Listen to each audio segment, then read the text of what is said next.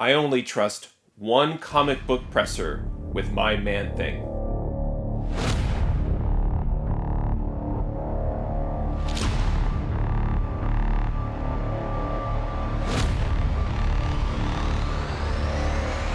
Hey there, today I have a CGC unboxing video, and in this video I'm going to open up this shipment that I received from CGC containing 8 comic books that were pressed by Palm Beach Comic Book Presser. I have recently been stepping up the frequency of books that I've been sending off for pressing and for grading, and this is a continuation of that process. This is, I would say, maybe a third phase where I am continuing to really understand the pressing service and quality that Palm Beach Comic Presser offers and delivers on. This shipment in particular contains a few Bronze Age books and will really add to this sample size of books that I sent him off for pressing. I have several books behind me that he worked on that got 9.8s. And as I've talked about, when you're getting to know a comic book presser, if you're willing to send your books off to a third party and not work on the books yourself, you really kind of want to understand what the process is like, what the turnaround time is, build the relationship with the presser, also build trust as a customer, making sure that you're sending them a reasonable amount of books, you're paying on time and so forth. And there's a lot of buildup that I think needs to happen in order for you to feel comfortable with the process, get great results, and just make sure that expectations are being met on both sides. So as I mentioned, this is just a continuation of that process. And every time that I send Palm Beach Comic Presser some books, I try to add some variety or some way to differentiate one submission from another. And in this shipment, I think around half of the books are Bronze Age and early Copper. So maybe moving a little bit back away from moderns just to see kind of what could be done with some of the books that I felt needed to be taken care of in the hands of a professional. Now, as always with my CGC unboxings, I don't know the grades. I haven't looked. All of these books were pressed. I do have Palm Beach's grader notes where he's commented on the grade that I essentially screened these books at, and then he adds his grader notes along with the prediction of the final grade, and then always, of course, I'll reveal the actual grade that CGC gave the book.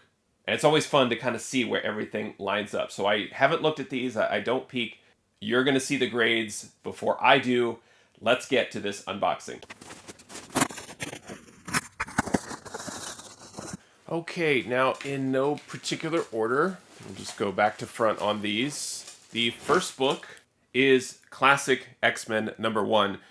What a great way to start this unboxing. So many things to say about this book, but what I will say is I just continue to be on the hunt to try and get this specific comic book in a 9.8. When I got into comics, Classic X-Men was a great way for me to read and catch up on the older issues of X-Men that were unattainable for me at the time, and I didn't want to read those older copies, and this was just a great intro into those appropriately named Classic X-Men stories by Chris Claremont, and the bonus for me was this was my introduction into Art Adams. And so Classic X-Men, I've always thought just the #1 issue with the cover art, these should be posters. If you're an X-Men fan, you want this poster of this team on your wall. And this book is particularly tough in the all-white cover. These were usually well-read comics. Classic X-Men were considered reprints. And that's what I thought when I was reading these, is I would just grab them and read them and not necessarily keep them in the best shape as I did my other comic books because I thought that they were reprints. Now, just glancing at the notes from Palm Beach, he did mention that there's a bit of color loss on the book as well as some back, bottom, spine, corner issue. I originally screened this book as a 9.4. His estimate was 9.6 with a tilde afterwards, which is like, he wanted to say 9.6, 9.8, but not exactly sure. It all depends on CGC. And let's see what grade Classic X-Men #1 from 1986 got from CGC, and it got a 9.8. Thank you, Palm Beach. Amazing, amazing work. I finally got it. I have been trying to track down a 9.8 candidate, and I do see cover does just look a little bit faded, so I do understand what he was saying about color loss. And then sure enough, there it is on the back corner. I guess it's bindery tearing, and I joke because I don't really know, but the back cover also is one reason this book is so hard to get into 9.8, because of this all black border and dark art in general. Like I said, just the paper quality, the way the book was put together, the fact that it was well read, really tough. But there it is, a 9.8 of Classic X-Men #1. Super excited. Thank you, Palm Beach, for helping me with this one. Awesome work. Great job. It looks amazing. Really great work. And while, of course, I want 9.8s, the point of this is to just make sure that I'm at least getting the grade bump up from what my prediction was, or what my, I guess, screened as is. So when I say this was a 9.4, it's not that I predicted it would be a 9.4. It's with the defects that it had on the book, that's what I assessed it at the time, but did feel like it could be improved. And that's really the goal, is improvement. Of course, what I'm trying to do is find books that are in the 9s where they could be potentially improved all the way up to a 9.8. But Palm Beach always gets the credit for a grade bump of any kind. I knew that there was a chance this could be a 9.6, but according to CGC, that back corner wasn't enough to knock it down from the 9.8. So what a way to start. Great job. Love that book. So happy to have that one in a 9.8. The next one is Tomb of Dracula 52.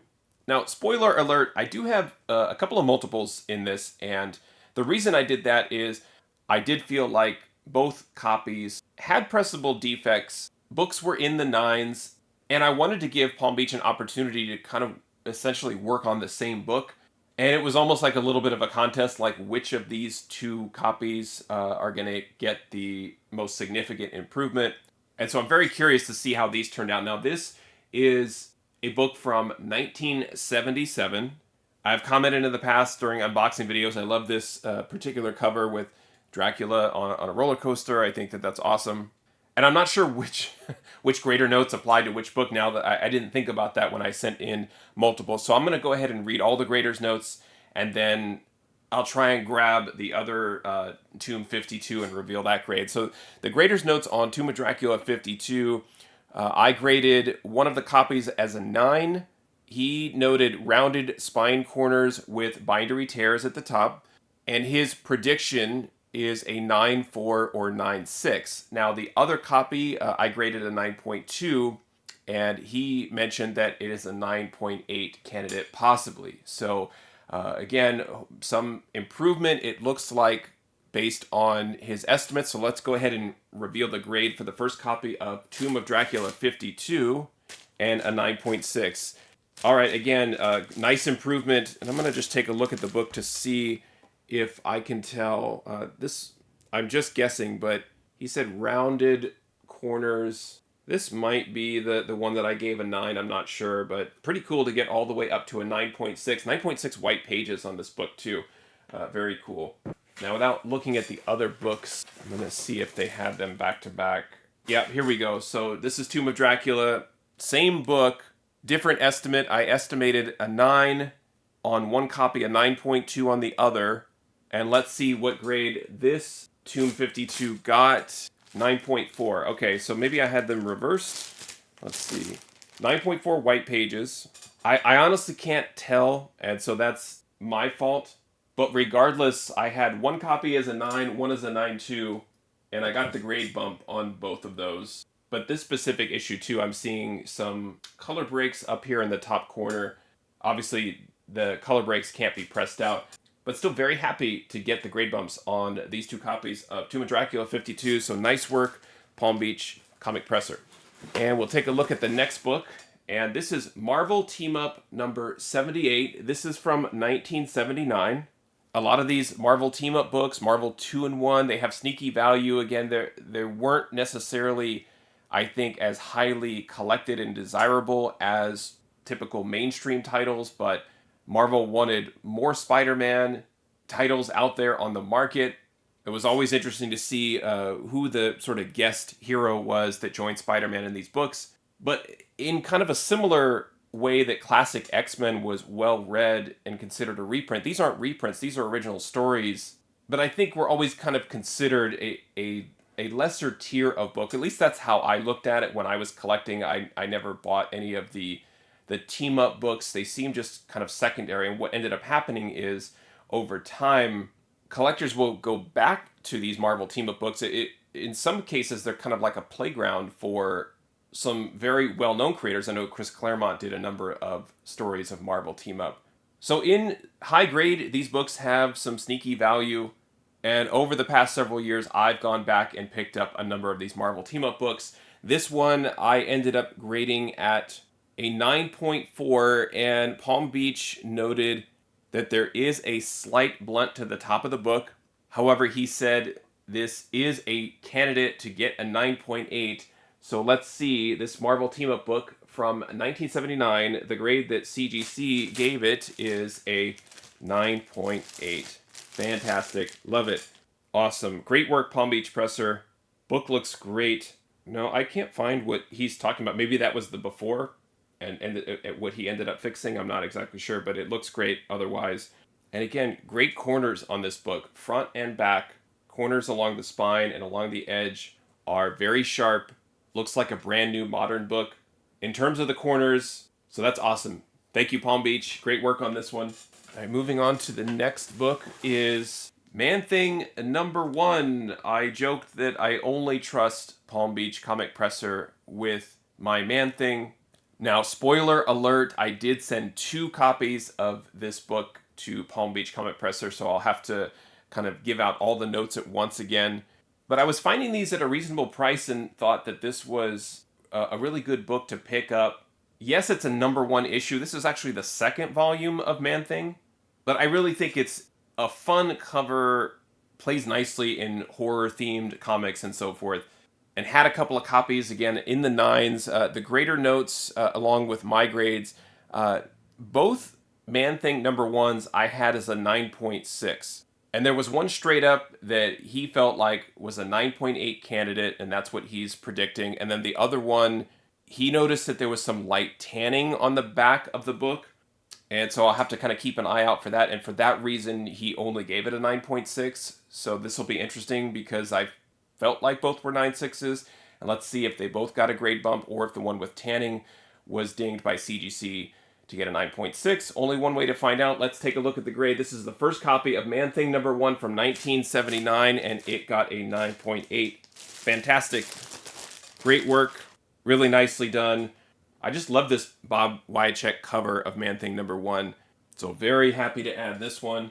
And then just like the Tomb of Dracula, let me see. I'm hoping the next book is also Man-Thing #1, and it is. This is the second copy. As I mentioned, one of the 2 copies he noted had some tanning, and so he thought one would get a 9.8 and the other one would get a 9.6, but let's see the grade that this copy got, and they both got a 9.8. All right. Palm Beach, you're wrong again, but in the right way. I love that. But I guess whatever he noted as tanning on the back of the book, CGC, I guess, maybe felt like the rest of the book was in good enough shape where they didn't punish it and give it the 9.6. So both copies look gorgeous. Just great. Love it. 9.8 on Man-Thing #1. Well done.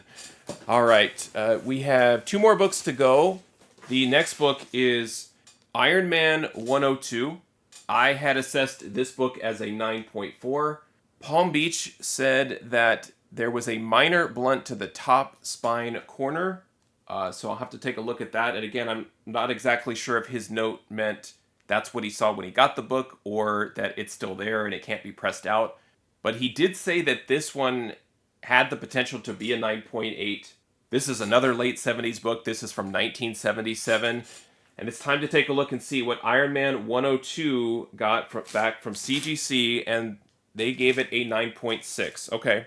So again, an improvement over what I gave the book, which was a 9.4. But he did mention that I don't see the blunting. Everything looks good. The corners look good. I'm looking at the front and the back. This looks just as good as the other 9.8s. I don't really see anything. I don't see the minor blunt to the top spine corner that he's talking about. It looks sharp enough to me. So that's too bad. It's still a great book. 9.6 is a great grade for a book that's almost 47 years old, so I'll take it at 9.6. Just, I guess, disappointed in that I don't really see why this specific book didn't get a 9.8, as I'm not seeing any of the defects on the corners. It looks good to me. But another grade bump from a 9.4 to a 9.6, so I'll take it. And the last book, this is a Copper Age book. This is Conan the Barbarian, number 241. This is from 1991.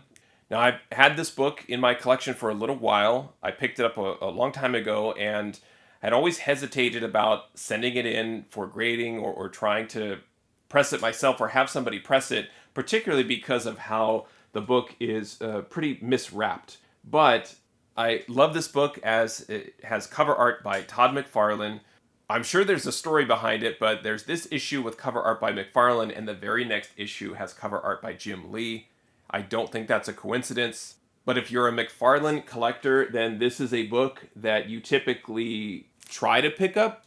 And as a McFarlane collector, I did just that. Like I said, it was the combination of some defects on the book and the miswrapping where I just hesitated. And when I kept looking at the numbers and looking at the potential, it just made sense to go ahead and send it in.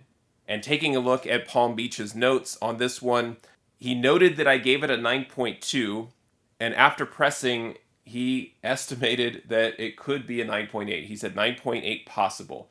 Again, he's kind of trying to stay conservative. When I read that, I think he's telling me if it gets a 9.4 or 9.6, don't be disappointed because it's possible. And now I think I'm doing it again where I'm proactively being disappointed, and I think I'd rather just reveal the grade of Conan the Barbarian number 241 from 1991, and it got a 9.8. Yes! I thought we started off with a great book, Classic X-Men number 1, and what an awesome bookend to get a 9.8 on Conan 241. Yep, still miswrapped. I didn't want him changing the wrapping on a book like this, and that's fine. But man, well done. Thank you very much, Palm Beach Comic Presser. Great work on this book. Looks gorgeous. Really, really well done. So happy that I finally decided to send this one in. Oh, that's... I just remember looking at that book in the bins, and then I kept moving it and setting it aside, like, should I get it graded? Should I not? And I just went back and forth and finally just said, for some reason, I don't really know why. The Conan book, it doesn't really fit in with the rest of these in terms of kind of having a theme of letting him work on books from like 1977 and 1979. Why not throw an early 90s book in there just to kind of throw it into the mix and see what happens? But I'm glad I did. I'm glad I sent it in. I'm happy to keep working with Palm Beach Comic Presser. Can't thank him enough for the work that he did to improve all of these books. That was an 8 for 8 for him on improving the grades that I gave the books, so I really appreciate that very much. Let me know what you think of this submission and how the grades turned out. Feel free to leave a comment on this video. Thanks for watching, happy collecting, and see you next time.